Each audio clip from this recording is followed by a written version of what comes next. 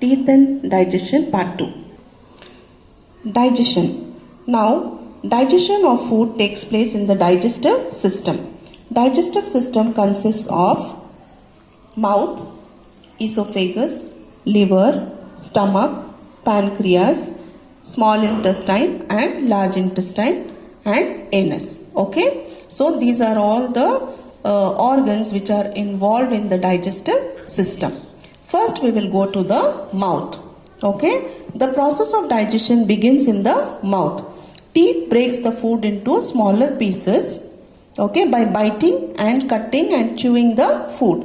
The saliva in the mouth makes the food soft and wet so that it can pass through the esophagus.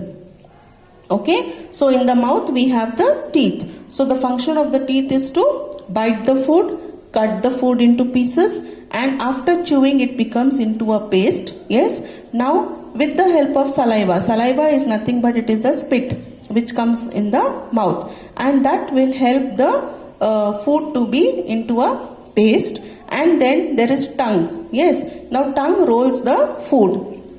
Yes, once the food is got into a paste, it is ready to get swallowed. Once you swallow the food enters into a pipe.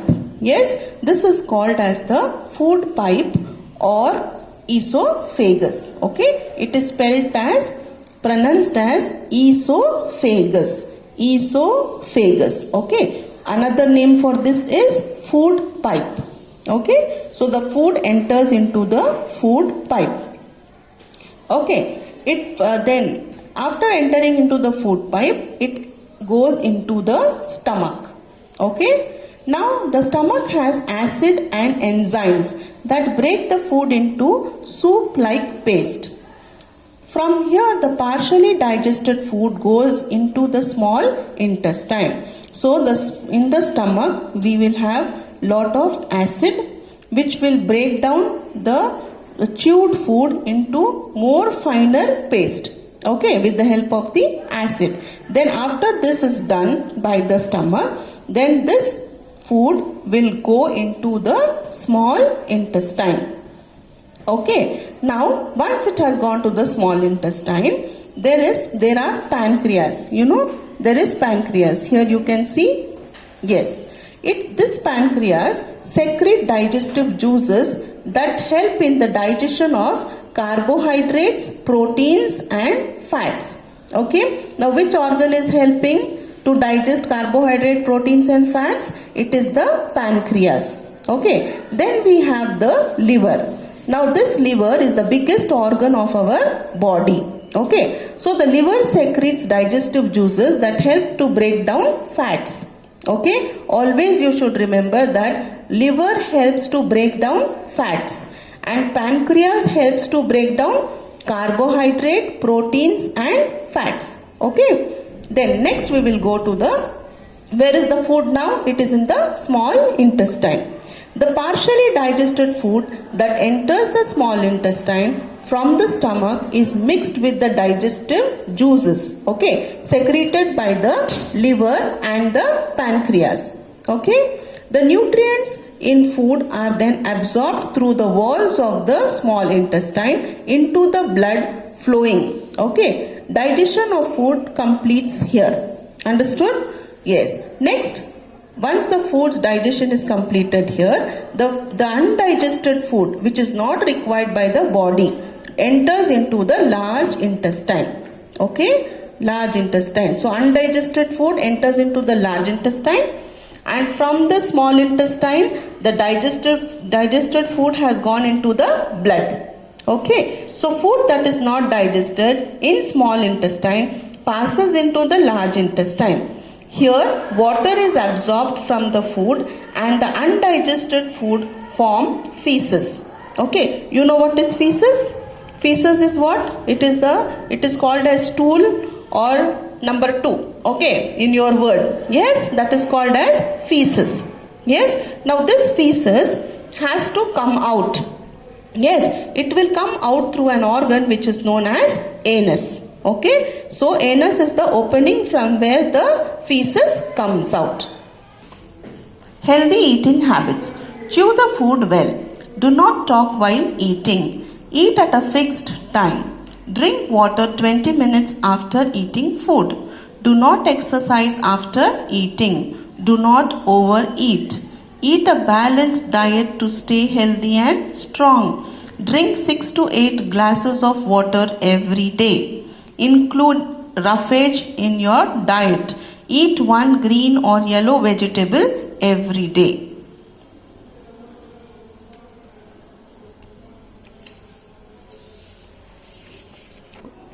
Next we will learn about microbes. Microbes are very small living organisms which we can see only through a microscope. Okay, microbes are present everywhere in air, water, soil, inside our body, okay, inside the bodies of animals and inside the human bodies too. Some microbes are useful to us, whereas some are harmful. The harmful microbes can cause diseases and are called germs. So, harmful microbes are called what? Germs. And there are 4 main types of microbes: bacteria, fungi, protozoa and viruses. Okay. So, what are the 4 types of microbes? Bacteria, fungi, protozoa and viruses. First we will go to bacteria. Bacteria are most common living things on the earth. They are single-celled microorganisms. Single-celled means they are made up only of one cell. That means they are very, very small. They may be round-shaped, rod-shaped, spiral-shaped or round in shape. Harmful bacteria cause diseases like typhoid, tetanus and food poisoning. They can also cause tooth decay. Okay, so now we will come to the good bacteria. Good bacteria help in the decomposition of dead remains of plants and animals. They are also used in making food products such as cheese, vinegar and curd. In animals, they help in the digestion of roughage. Next, we will go to fungi. Fungi help in the decomposition of dead remains of plants and animals. Some harmful fungi can cause skin problems such as ringworm and dandruff. Okay, so dandruff, where it comes? In the head. Yes, dandruff is the dead skin in the head. So yeast is a helpful fungus which is used in making bread. So dandruff also is caused by fungi, and yeast is also a kind of fungi which is helpful in making the bread. Okay, so bakers use this to, after when they are kneading the dough, they add yeast. So yeast helps in fermentation and rising the bread. Then we will go to protozoa. Protozoa also is a microbe. Protozoa are also single-celled organisms. They live in sea, rivers, lakes, ponds, soil and even in dead remains of plants and animals. Malaria is caused by a protozoan. Then virus. Virus are smallest microbes. Okay, they are smaller than the bacteria. They are found in soil, air and inside the bodies of animals and plants. They cause diseases like common cold, measles, mumps and polio. Nowadays we have COVID, right? Coronavirus. So that is also a virus. Yeah, so you have to be very careful because virus and all kind of microbes are found everywhere. So the best way to escape from this is wash your hands before eating. Yes, and even after eating wash your hands and use sanitizers. Okay, and follow the sunnah of Rasulullah sallallahu alaihi wasallam. Even our Prophet sallallahu alaihi wasallam said us to wash hands before eating and to stay clean. Complete exercise A, B, C in textbook and exercise D in your classwork. Refer page 15-16.